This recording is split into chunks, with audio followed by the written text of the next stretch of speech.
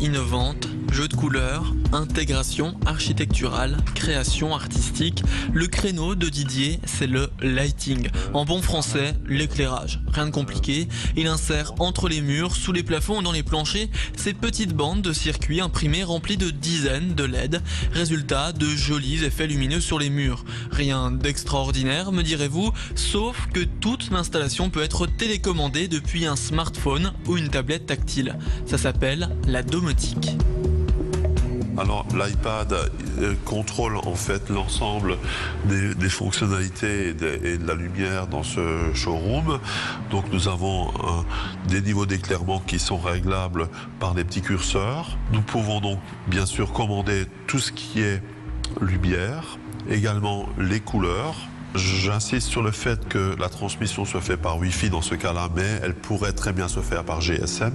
Concrètement, vous pouvez contrôler votre éclairage depuis le réseau téléphonique. Vous n'y voyez pas d'intérêt? Les professionnels de l'hôtellerie et de la restauration, eux, oui. Illuminer un hall ou le bar d'un établissement différemment à 10h du matin et à minuit, c'est possible grâce à la domotique.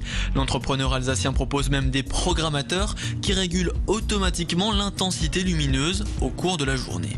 Exemple. Vous avez une salle de classe avec une partie qui est près de la fenêtre. Les luminaires qui seraient près des sources lumineuses vont être atténués et la partie qui est plus loin va être augmentée.